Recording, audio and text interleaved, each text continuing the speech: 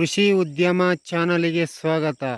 ರೈತರೇ, ಇವತ್ತು ನಾನು ವಿಶೇಷವಾದ ಒಂದು ಹಳ್ಳಿ ಸೈಡಿಗೆ ವಿಶೇಷವಾದ ಒಂದು ಆಚರಣೆಯನ್ನು ನಾವು ಇಲ್ಲಿ ಪದ್ಧತಿ ನಮ್ಮ ಹಿರಿಯರ ಕಾಲದಿಂದ ನಾವು ಒಂದು ಪದ್ಧತಿಯನ್ನು ಅಳವಡಿಸ್ಕೊಂಡು ಬಂದಿದ್ದೀವಿ.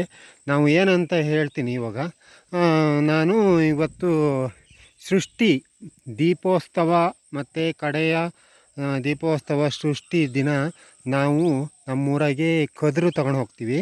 ಕದ್ರು ನಾವು ತಗೊಂಡು ಹೋಗಿ ನಾವು ಸೃಷ್ಟಿ ದಿನ ಅದಕ್ಕೆ ಪಾಯಸ ಮಾಡ್ತೀವಲ್ಲ, ಪಾಯಸಕ್ಕೆ ನಾವು ಈಗ ಇದರಿಂದ ಕದ್ರು ಇದೆಯಲ್ಲ, ಇದನ್ನು ನಾವು ಪೂಜೆ ಮಾಡಿ 5 ಬುಡ ನಾವು ತಗೊಂಡು ಹೋಗಿ ಈ ತನೆ ಭತ್ತನೆಲ್ಲ ತಿರ್ದು ಆಮೇಲೆ ಬಾಗಿಲಿಗೆಲ್ಲ ಆಚೆ ಈಚೆಗೆ ಕಟ್ತೀವಿ, ತನೆಗೆ ಸೊಗಿಸ್ತೀವಿ.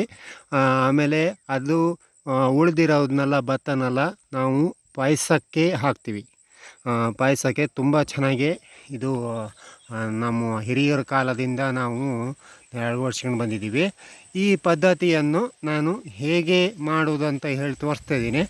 ಒಂದು ತೆಂಗಿನಕಾಯಿ, ಆಮೇಲೆ ಅರಿಶಿನ ಮತ್ತು ಊದುಬತ್ತಿ ಮತ್ತು ಹೂವು, ಮತ್ತು ಫಸ್ಟಿಗೆ ಒಂದು ಬುಡ ಕೊಯ್ಯೋಕ್ಕಿಂತ ಫಸ್ಟಿಗೆ ನಾವು ಪೂಜೆ ನೆರವೇರಿಸಿ ಆಮೇಲೆ ನಾವು 5 ಬುಡ ಕಟ್ ಮಾಡಿಕೊಂಡು ತೊಗೊಂಡೋಗ್ತೀವಿ.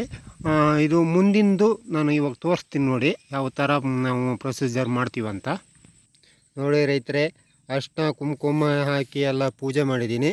ಇವಾಗ ನಾವು ಹಗ್ಗ ತಂದಿದ್ದೀನಿ. ಹಗ್ಗ ತಂದು ಹಗ್ಗದಾಗೆ ನಾವು 5 ಬುಡನ ಕಟ್ಕೊಂಡು ಹೋಗ್ಬೇಕು. ಇದು ಹಿರಿಯರ ಕಾಲದಿಂದ ನಾವು ನೆರವೇರಿಸ್ಕೊಂಡು ಬಂದಿದ್ದೀವಿ ನೋಡಿ. ಹಗ್ಗನ ಹಾಕ್ಕೊಂಡಿದ್ದೀನಿ.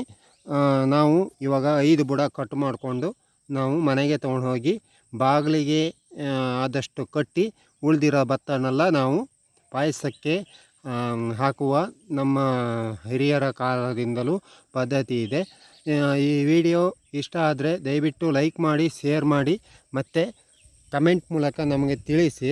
ಯಾರ್ಯಾರ ಕಡೆ ಯಾವ್ಯಾವ ಥರ ಪದ್ಧತಿಯನ್ನು ಬಳಸ್ಕೊತಾರೆ ನಮಗೆ ಕಮೆಂಟ್ ಮೂಲಕ ತಿಳಿಸಿ.